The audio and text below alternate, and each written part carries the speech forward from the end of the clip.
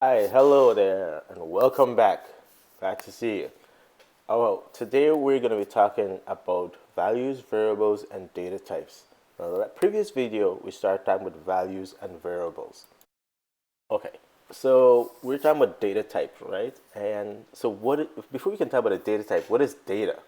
And so, in computer science or in programming, you're gonna often say you hear people say things like, "Here's some data for you to process. I'll enter some data into this program, or I got some data out of this program."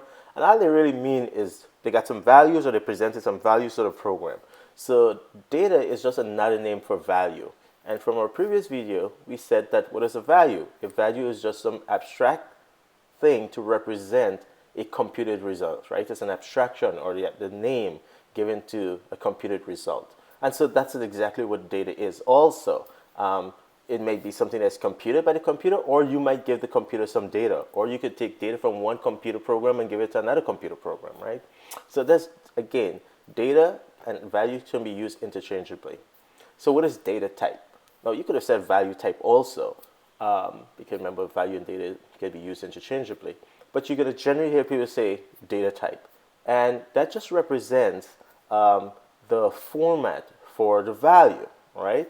And so we've seen several types of values. We've seen numbers, we've seen string, we've seen date in our previous example. And so those three represent three data types. And so values that are formatted the same way tend to be classified as being in the same data type. And so there are a number of different data types in Java, and some other languages have quite a bit more. Some are more strict about how you use it, and we're going to learn that later on, probably in the next video.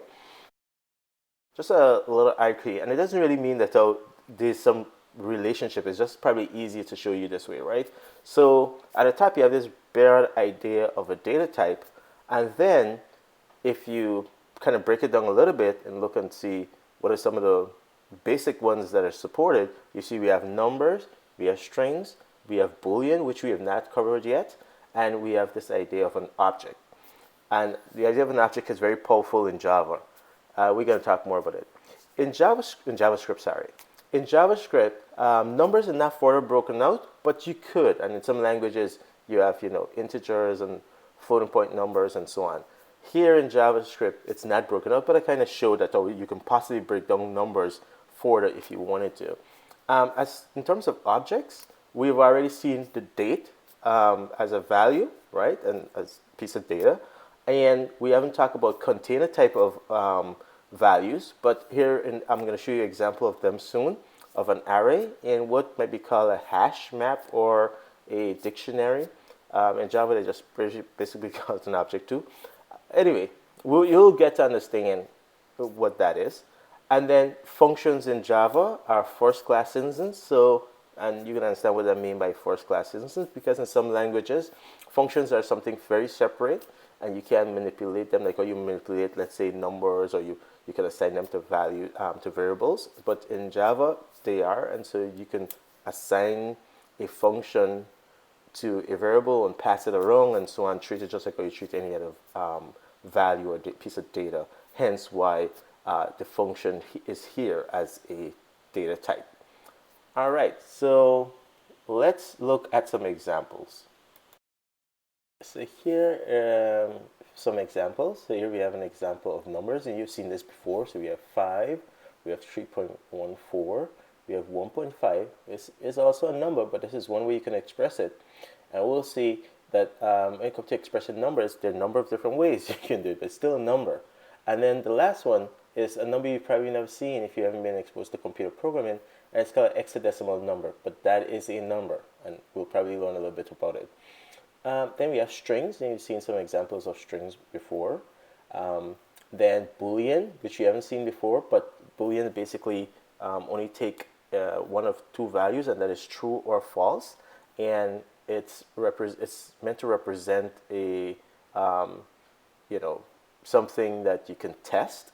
And so, for example, the last expression is 5 greater than 3, and depending on the context, you can get the computer to answer that for you. It would return, in this case, with true because 5 is greater than 3. But you can ask logical questions like that to the computer and and that's a logical operator, by the way, but we'll get back to that.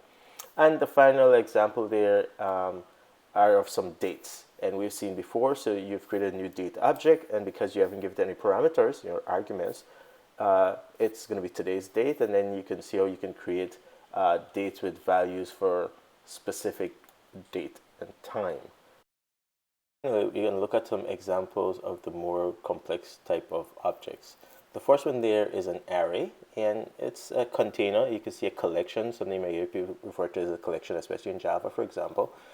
But it contains a number of values. So there's an array or list with the numbers 0, -1, 5, and -1, 5, and 2. And then we have another example where you can mix different types in that one collection, right, or that array. You can see I have number and string, and for third example, I actually have numbers and even another two arrays within another array. So you call it like a nested array.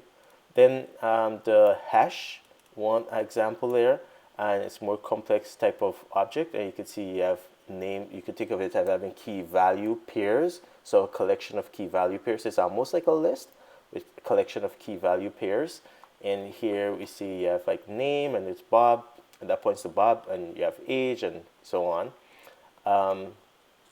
And then it continues, right? I'm not going to ask you to type these, or I'm not going to show you typing these in the console, the JavaScript console. I just want to cover them, and then you're going to see and learn, get to play with them as we go through the other set of videos. So in this video, I just want to mention them, show you some examples, but not necessarily have you play with them. And of course, you see function as the last one. Okay? All right. Thanks for your time, and see you in the next video. Bye.